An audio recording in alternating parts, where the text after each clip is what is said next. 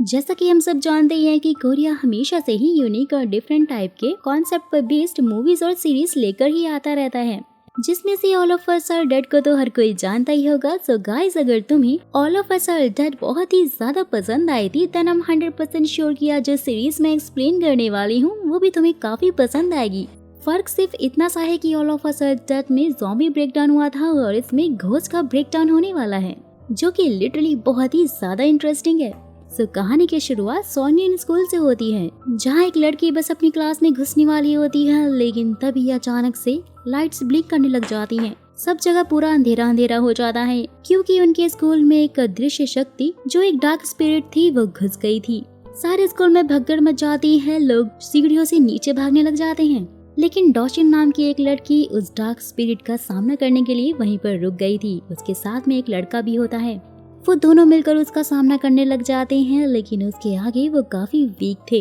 वो दोनों ही इस पूरी शक्ति से हार जाते हैं, जिसके बाद हमें 10 साल पहले का फ्लैशबैक दिखाया जाता है। डोसिम अपनी ग्रैंड मदर के साथ भागते हुए एक स्कूल की तरफ जा रही थी क्योंकि उसी डार्क स्पिरिट ने एक लड़के को अपने वश में जो कर लिया था, जो कि बिल्डिंग से सुसाइड करने के लिए जा रहा था। लेकिन जैसे ही उसका फोन रिंग होता है वो अपने होशो हवास में आ चुका था और इतनी ऊंचाई पे अपने आप को देखकर बहुत बुरी तरह से डर जाता है। जहाँ उसकी मॉम का फोन आया हुआ था, वो उससे बोल रही होती हैं कि लगता है कि इस बार तुम्हारे मार्क्स फिर से लो आए हैं। आखिरकार कब तक मुझे ऐसे सबके सामने शर्मिंदा करते रहोगे, तुम मर क्यों नहीं जाते। ये सुनते ही वो बोलता है कि लगता है मैं बस मरने ही वाला हूँ। जैसे उसकी मॉम ऊपर की साइड देखती है, वो जोर से चीखती है और उसे नीचे उतरने के लिए कहती है। वहीं दूसरी तरफ डोशिन की ग्रैनी भी एक शमन है जो कि इविल स्पिरिट से लोगों को बचाती है, और वो भी उस लड़के को बचाने के लिए जा रही थी, लेकिन लिफ्ट में बहुत ज्यादा भीड़ थी तो वो स्टेयर से जाने की बहुत ज्यादा कोशिश करने लग जाती हैं। लेकिन तभी उन्हें एक विधन से पता चलता है कि बहुत जल्दी उनकी मौत होने वाली है। ग्रैनी बहुत थक चुकी थी और इसलिए वो डोशिन को बोलती है, मेरा अंत अब नजदीक आ चुका है और आगे से ये सारा काम सिर्फ तुम्हें ही करना पड़ेगा। डोशिन बोलती है कि मैं ये सब कुछ नहीं करना चाहती क्योंकि मुझे आपकी और मॉम की तरह शमन वाली जिंदगी नहीं जीनी है। ग्रैनी उसे बहुत समझाते हुए बोलती है कि इविल स्पिरिट सिर्फ और सिर्फ उन्हीं बच्चों को मारती है जिनके मार्क्स बहुत ही कम होते हैं, और उस डार्क स्पिरिट को सिर्फ तुम ही रोक सकती हो। डोशिन बोलती है कि मैं ये आखिरी बार करूंगी और छत पे पहुंच जाती है। वो इविल स्पिरिट उसे देखते हुए बोलती है और हंसती है कि मुझे तो लगा था कि तुम्हारी ग्रैनी आएंगी, लेकिन उन्होंने तो एक छोटे से पैकेट को भेज दिया। डोसिन ग्रैनी का सिखाया हुआ स्पेल बोलने लग जाती है। वो बहुत ज्यादा ट्राई मार रही होती है, लेकिन वो उस इविल स्पिरिट से हार जाती है। डार्क स्पिरिट उसके ऊपर हंसते हुए बोलती है कि तुम तो बहुत बड़ी बेवकूफ हो और फ्यूचर में हम बहुत ही जल्द मिलने वाले हैं, लेकिन अगर तुम इस लड़के की तरह मरना नहीं चाहती हो तो अपने ग्रेड्स पर ध्यान देना। ये बोलते ही वो लड़का बिल्डिंग से कूद जाता है, जिससे कि उसकी मौत हो जाती है उसकी माँ के सामने ही। जहाँ तभी ग्रैनी स्पेल का यूज कर डार्क स्पिरिट को कैद कर लेती है। डोशिन बहुत ज्यादा गिल्टी फील कर रही होती है कि वो उस लड़की को बचा नहीं पाई और बहुत रो रही होती है। वही डार्क स्पिरिट ग्रैनी से बोल रही होती है, भले ही तुमने अभी मुझे पकड़ लिया है, लेकिन कि मैं जैसे ही बाहर आऊंगी सबसे पहले तुम्हारी ग्रैंड डॉटर को एक दर्दनाक मौत दूंगी। जहाँ तभी उस लड़के की सोल भी पहुँच जाती है। ग्रैनी उसे कहती है कि मैं आखिरी बार तुम्हें तुम्हारी माँ से मिलवाना चाहती हूँ, लेकिन तभी अचानक से कोई शख्स आता है और ग्रैनी को मार डालता है। वो अनजान शख्स उस डार्क स्पिरिट को अपने साथ में ले गया था। जैसे ही डोसिन चीख सुनकर ग्रैनी के पास आती है, देखती है वो बहुत ही बुरी तरह जख्मी थी। मरने से पहले ग्रैनी डोसिन को समझाती है कि डार्क स्पिरिट से जीतने के लिए तुम्हें एक अच्छा इंसान बनना होगा और अपने 18वें साल को जिंदा क्रॉस करना पड़ेगा। जिसके बाद ग्रैनी और उस लड़के की स्पिरिट साथ में चली जाती है। सीन शिफ्ट होता है, बहुत साल बाद दिखाया जाता है। डोसिन अब काफी बड़ी हो चुकी थी, जो कि अपनी ग्रैंड माँ की ग्रेव के सामने होती है। डोसिन भी एक समन थी और इसलिए उसे आत्माएं दिखाई देती थी। जहाँ एक आत्मा उसे बहुत ज्यादा परेशान करने की कोशिश कर रही होती है, वो उस पर जोर से चिल्लाकर वहाँ से जाने के लिए कहती है, जिससे कि आसपास के लोग उसे घूरने लग जाते हैं और उसे पागल समझते हैं। वापस आते समय उसे उसकी मॉम मिलती है, जो उसे पूछती है कि क्या तुमने न्यू स्कूल में जाने के लिए ग्रैनी से ब्लेसिंग ले ली। डोसिन की मॉम भी एक शमन थी, लेकिन डोसिन उन्हें झूठ बोलते हुए कहती है कि मैंने आपको पहले ही कहा है ना कि मुझे भूत दिखाई नहीं देते और मेरे पास ये स्पेशल पावर नहीं है। लेकिन मॉम तो सब कुछ पहले से ही जानती है और बोलते हैं कि तुम्हें झूठ बोलने की जरूरत नहीं है। मैं तुम्हारे चेहरे पर डर को साफ तौर पर देख सकती हूँ, और मैं ये भी जानती हूँ कि मेरे पीछे जो आत्मा खड़ी है वो तुम्हें दिखाई दे रही है। मॉम डोशिन को उसके न्यू स्कूल में छोड़ने के लिए जाती हैं, जो कि कोरिया का बेस्ट स्कूल था और इसका नाम शोयुन है। दोस्तों, ये वही स्कूल है जिसे हमने स्टोरी की स्टार्टिंग में देखा था। जहाँ प्रिंसिपल वाइस प्रिंसिपल के साथ स्कूल का राउंड ले रहे होते हैं। साथ ही बोलते हैं कि इस बार बच्चों के मार्क्स काफी अच्छे आए हैं, लेकिन अब हर कोई टॉप तो नहीं कर सकता ना, जिसका साफ मतलब है कि कुछ बच्चे लास्ट भी आए होंगे। जहाँ तभी एक टीचर को देखकर प्रिंसिपल उससे न्यू एडमिशन के बारे में पूछते हैं, जो कि कोई और नहीं बल्कि डॉसिम होती है। बहुत ही रिलीजियस और शमन की फैमिली से बिलोंग करती है। वही दूसरी तरफ चेयरमैन की वाइफ मिस चैंग को दिखाया जाता है, जो कि अपने बेटे वॉन्जो से बहुत ही ज्यादा प्यार करती थी और उसकी चिंता ही हमेशा उन्हें सताया करती थी। वैसे तो वॉन्जो हमेशा से स्कूल का टॉपर रहा है, लेकिन स्टिल उसकी मॉम को उस इविल स्पिरिट से बहुत ज्यादा डर लगता था, क्योंकि वो इविल स्पिरिट हमेशा उन्हीं बच्चों को मारती थी जिनके ग्रेड्स क्लास में या स्कूल में सबसे ज्यादा लो होते थे। और इसी चक्कर में मिस चैंग ने डूशम की मॉम से फ्रेंडशिप की थी, क्योंकि वो एक शमन है और उन्होंने ही डूशम की एडमिशन शोंगियो स्कूल में करवाई थी, ताकि डूशम उनके बेटे वॉन्जो के साथ में रहे, क्योंकि वो भूतों को देख सकती थी, जिससे कि उनका बेटा सेफ रहेगा। ऐसा मिस चैंग का सोचना था, लेकिन आगे क्या होने वाला था वो तो वो जानती ही नहीं थी। डॉसिम का स्कूल में आज पहला दिन था और वो काफी लेट हो चुकी थी। वहीं दूसरी तरफ क्लास में टीचर रिजल्ट अनाउंस कर रहे होते हैं, जिसमें हमेशा की तरह वॉन्जो ने ही टॉप किया था। जहाँ तभी उन्हें कुछ शोर सुनाई देता है। जैसे सारे बच्चे विंडो से बाहर झाँक कर देखते हैं तो एक बच्चे ने सुसाइड कर लिया था। ये वही बच्चा था दोस्तों जिसकी क्लास में सबसे कम मार्क्स आए थे। जहाँ तभी डॉसिम की एंट्री होती है, वॉन्जो तो उसे देखता ही रह जाता है, क्योंकि वो भी समझ चुका था कि यही डॉसिम है जिसका एडमिशन इसकी मॉम ने इस स्कूल में करवाया है। डूशन के फेसेस पे बहुत सारी चोटें लगी हुई थी, जिससे फ्लैशबैक में हमें ये पता चलता है कि स्कूल आते टाइम पर डूशन की मॉम पर एक इविल स्पिरिट ने हमला कर दिया था, जिन्हें बचाने के चक्कर में डूशन भी उस आत्मा से लड़ने लगी थी और उस आत्मा ने उसे उठा कर यहाँ वहाँ फेंक दिया था, जिससे कि उसे चोट लग गई थी। यहाँ क्लास में सब उसका वेलकम करते हैं और ब्रेक टाइम में जू नाम की लड़की डूशम से मिलते हुए बोलती है कि वैसे तो मैं तुमसे दोस्ती करना चाहती हूँ, लेकिन मुझे नहीं लगता कि ये ज्यादा दिन तक चल पाएगा, क्योंकि अगर तुम कम मार्क्स लाने वाली लड़की हुई तो मैं तुम्हें जल्द ही खो दूंगी। हमारे स्कूल में जिन भी बच्चों के सबसे ज्यादा लोएस्ट ग्रेड आते हैं वो रहस्यमय तरीके से उनकी मौत हो जाती है या फिर उन्हें मार दिया जाता है। ये सुनते ही डॉसिम वहाँ से चली जाती है, जिसके जाते ही वो कहती है कि ये तो मेरी नौकरानी बनने के लायक ही है। जू एक बहुत ही सेल्फिश लड़की थी और वॉन्जो पे उसका क्रश था, हमेशा ही उसे लाइन मारती रहती थी। वहीं वॉन्जो को अपने बेस्ट फ्रेंड नामली की बहुत ज्यादा चिंता हो रही थी, क्योंकि उसके मार्क्स भी स्कूल में बहुत लो आते हैं। बाकी के बच्चों का तो यही कहना था कि नेक्स्ट नंबर नामली का ही हो सकता है। वही एक टीचर वाइस प्रिंसिपल को आकर बताती है कि जिस बच्चे ने सुसाइड किया था उसकी मेंटल हेल्थ काफी स्ट्रॉन्ग थी और उसकी फैमिली के साथ उसके रिश्ते भी अच्छे थे, जिसका साफ तौर पे मतलब है कि उसका मर्डर हुआ है। लेकिन कैसे, ये बात वो नहीं जानते थे। वाइस प्रिंसिपल मैम को धमकाते हुए बोलती है कि ये केस फैमिली ड्रामा का लगना चाहिए, कि उस बच्चे के मार्क्स बहुत ही ज्यादा लो आए थे और इसलिए उसकी फैमिली ने उसे डांटा, जिसकी वजह से उसने ये कदम उठाया, क्योंकि वो नहीं चाहते थे कि उनके स्कूल की बदनामी हो। ये सब कुछ होते हुए डॉसिम के टीचर भी देख रहे होते हैं। वहीं दूसरी तरफ डॉसिम छुपते छुपाते हुए अपने घर पहुंच जाती है, क्योंकि वो लोगों को ये पता नहीं लगने देना चाहती थी कि वो एक शमन की बेटी है, जिसका मेन कारण था प्रेजेंट सोसाइटी में लोगों का शमन के साथ में फ्रेंडली नेचर ना होना। मॉम सिम से उसके फर्स्ट डे के बारे में पूछ रही होती है, जहां वो कहती है कि आज एक लड़के ने सुसाइड कर लिया था। साथ ही अपने बचपन के सारे दिनों को याद कर रही होती है, जब क्लास के बच्चे उसे शमन शमन कहकर बहुत ही ज्यादा टीज किया करते थे और उसे काफी परेशान करते थे। जैसे ही सिम अपने रूम में पहुंचती है, बोलती है कि मुझे तंग करना बंद करो और प्लीज यहाँ से निकल जाओ। साइड में हम जैंग की आत्मा को देखते हैं, जो कि वही लड़का है दोस्तों जिसने स्टार्टिंग में बिल्डिंग से कूदकर सुसाइड कर लिया था। जैंग उससे हेल्प मांग रहा होता है, क्योंकि सिम की मॉम ने उसे बंदी बनाकर रखा हुआ था। वो उसका यूज पैसे कमाने में जो किया करती थी, लोगों की बॉडी में उसे भेजती थी और फिर शमन बनकर उन्हें वापस निकाल लेती थी और ऐसे वो बहुत सारा पैसा कमाती थी। जैंग भी उनके साथ में इसीलिए था क्योंकि वो अपनी मॉम से मिलना चाहता था और यही उसकी आखिरी इच्छा थी। जैंग बेचारे को तो अपनी मॉम की शक्ल भी याद नहीं थी, लेकिन सिम ने उसकी मॉम को देखा था और इसलिए उसे जैंग हेल्प मांग रहा था।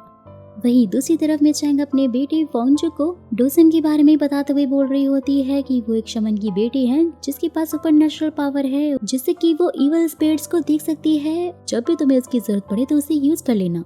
लेकिन वॉन्जो को इन सब में बिलीव नहीं था। साथ ही बोलता है कि डोसिम की मॉम ने उसका एडमिशन यहाँ पर यही सोचकर करवाया होगा कि वो यहाँ पर लोगों को लूट सकती है, क्योंकि अभी आपने ही कहा था कि वो काफी लालची हैं, इसलिए मॉम आपको भी उन पर यकीन नहीं करना चाहिए। नेक्स्ट डे क्लास में जू स्टडी के बहाने वॉन्जो पे लाइन मार रही होती है, डूसिम भी वहीं पर होती है, जिसे सारे बच्चे मिलकर बहुत ही ज्यादा बुली कर रहे थे। जहाँ पर तभी वॉन्जो आकर उसे बोलता है कि मैंने सुना है कि तुम्हारे पास कुछ सुपरनेचुरल पावर है, तो हमारे बीच में कंपैटिबिलिटी टेस्ट होना चाहिए, जिससे कि मुझे ये पता चलेगा कि हमारे बीच में कोई मैच है या नहीं। सारे बच्चे उसे टीज कर रहे थे, जिससे कि वो काफी ज्यादा परेशान हो जाती है। साथ ही उसे ग्रैनी की एक बात याद आती है, जिसमें उसने कहा था कि 18 ईयर तुम्हारे लिए बहुत ही ज्यादा मुश्किल होने वाला है, लेकिन अगर तुमने उसे सरवाइव करके अच्छे से निकाल लिया तो तुम्हारी लाइफ बहुत ही ज्यादा अच्छी हो जाएगी। डॉसिम सैड होकर वहाँ से जाने लग जाती है, लेकिन तभी वॉन्जो आता है और उसे अपने गले से लगा लेता है। सारी क्लास ये देखकर बहुत ही ज्यादा शॉक हो जाती है और जू तो पूरी तरह से जल भुन जाती है। वॉन्जो से बोलता है डोशिम प्लीज मत जाओ, लेकिन दोस्त तो असल में उसके अंदर ग्रैनी की आत्मा होती है। वो उसे समझाते हुए कहती है कि जिस इविल स्पिरिट से बचपन में तुम्हारा सामना हुआ था वो दोबारा से आजाद हो चुकी है और उसके पीछे स्कूल के ही किसी इंसान का हाथ है, जिसका साफ मतलब था कि उनके ऊपर एक बहुत ही बड़ी मुसीबत टूटने वाली है।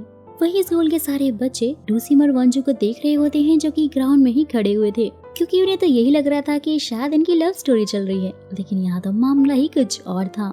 जहाँ अचानक से वही डार्क स्पिरिट आती है, वॉन्जो वही बेहोश हो जाता है, जिसके बाद वो डोसिम पर भी अटैक करती है और वो भी अनकॉन्शियस हो जाती है। जहाँ पर तभी प्रिंसिपल आते हैं और उस आत्मा को कैद कर लेते हैं। वॉन्जो और डोसिम दोनों ही नर्सिंग रूम में होते हैं। जैसे ही वॉन्जो को होश आता है, सैंग की घोस्ट को देखता है।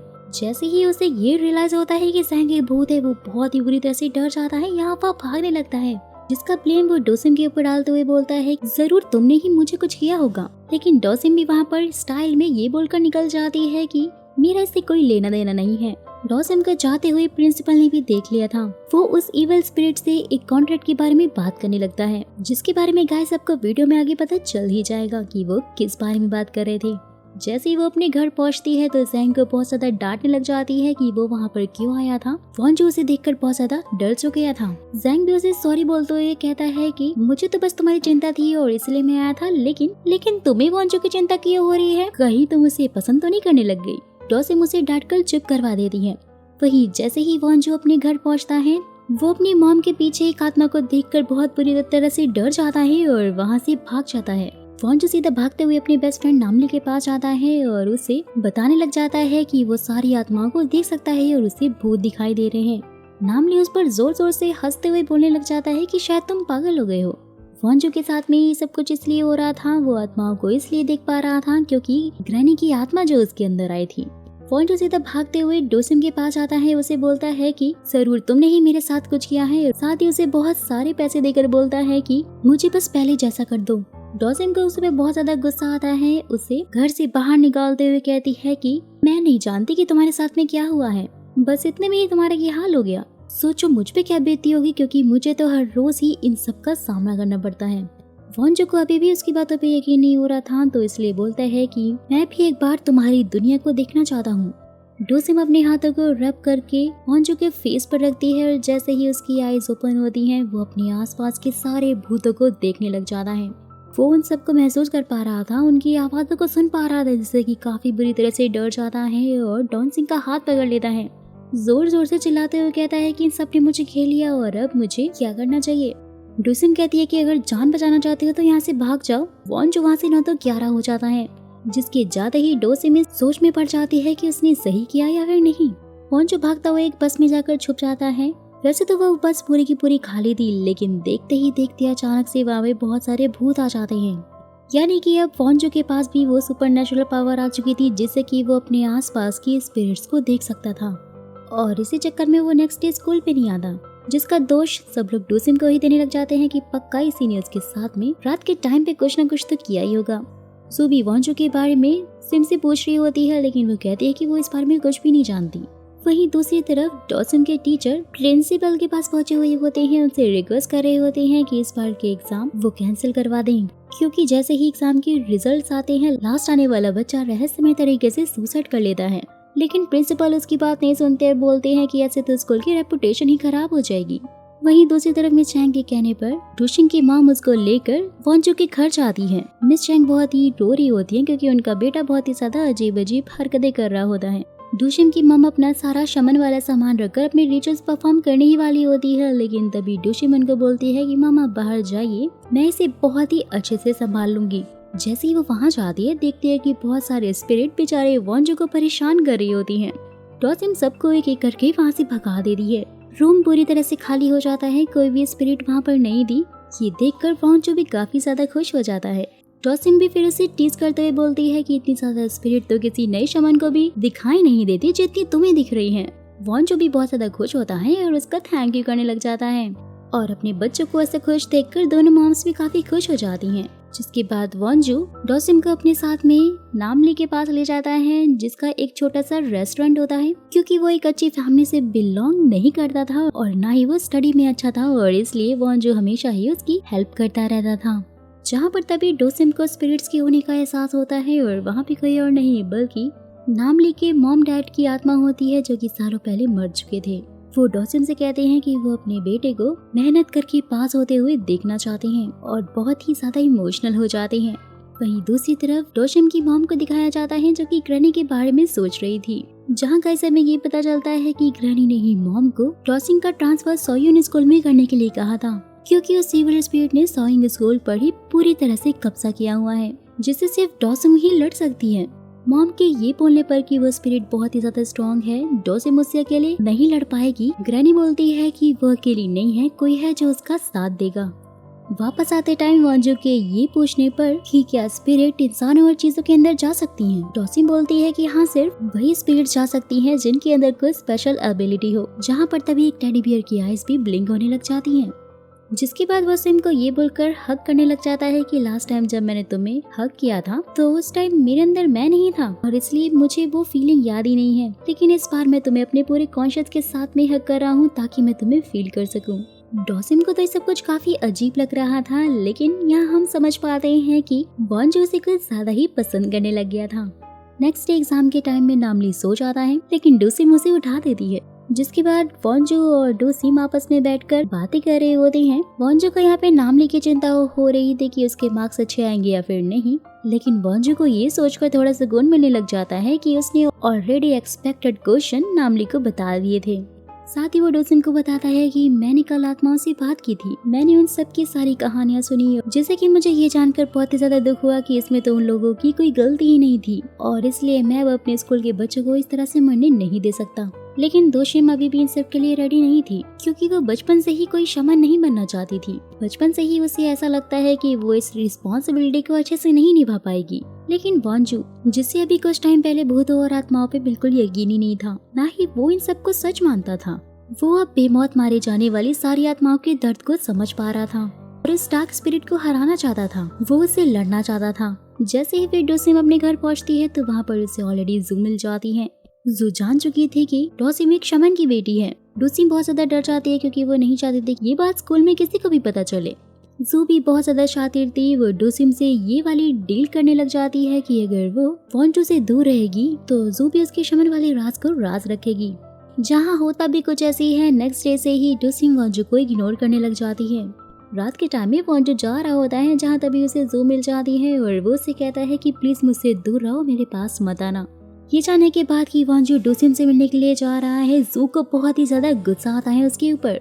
वहीं दूसरी तरफ वॉन्जो डॉसिम से हेल्प मांग रहा होता है क्योंकि कल रिजल्ट आने वाले थे और वॉन्जो को इस बात का डर था कि कहीं उसका बेस्ट फ्रेंड नामली लास्ट ना आ जाए। लेकिन डॉसिम उसकी हेल्प करने के लिए साफ साफ मना करने लग जाती है, बोलती है कि मेरा कोई फ्रेंड नहीं है और मुझे इन सब से अब कोई फर्क नहीं पड़ता। सीन शिफ्ट होता है। नेक्स्ट डे दिखाया जाता है कि जू ने डॉसिम की शमन होने वाली बात पूरे स्कूल में फैला दी होती है, जिससे कि सब लोग उस पे हंस रहे होते हैं, उसका मजाक उड़ा रहे होते हैं। जैसे ही फिर टीचर क्लास में आते हैं, सब लोग शांत हो जाते हैं और रिजल्ट अनाउंस करने के बाद उन्हें ये पता चलता है कि सबसे कम मार्क्स नामली के आए हैं, यानी कि वही सबसे लास्ट था। वॉन्जो को नामली के ऊपर बहुत ज्यादा गुस्सा आ रहा होता है, उसे बोलते हुए मार रहा होता है कि मैंने तुम्हें अच्छे से सब कुछ समझाया था और साथ ही एक्सपेक्टेड क्वेश्चन भी दिए थे और उसके बाद भी तुम फेल क्यों हो गए। नामली मुस्कुराते हुए कहता है कि मैं चीटिंग नहीं करना चाहता था और ना ही मुझे पढ़ाई में कोई इंटरेस्ट है। दोनों के बीच में क्यूट फाइट चली रही होती है। वॉन्जो बहुत ही ज्यादा सैड होता है, जहाँ पर तभी अचानक से वो डार्क इविल स्पिरिट पहुंच आती है और नामली पर बस हमला करने ही वाली होती है, जिसे वॉन्जो ने भी देख लिया था। एंड गाइस, यहीं पर इन एपिसोड के दी एंड हो जाते हैं। बाकी की स्टोरी क्या होने वाली है, नामली बच पाएगा या नहीं, वॉन्जो उसे बचा पाएगा या नहीं, क्या सच में डॉन्सो ने वॉन्जो का साथ छोड़ दिया है, बाकी और आगे क्या क्या होने वाला है, कैसे कैसे इंटरेस्टिंग टर्न एंड ट्विस्ट आने वाले हैं, ये मैं आपको बताऊंगी अपनी नेक्स्ट वीडियो में। और अगर आप चाहते हैं कि मैं उसे जल्द से जल्द एक्सप्लेन करूँ तो फटाक से मुझे कमेंट बॉक्स में कमेंट करके बता दीजिएगा, मैं उसे जल्द ही एक्सप्लेन कर दूंगी।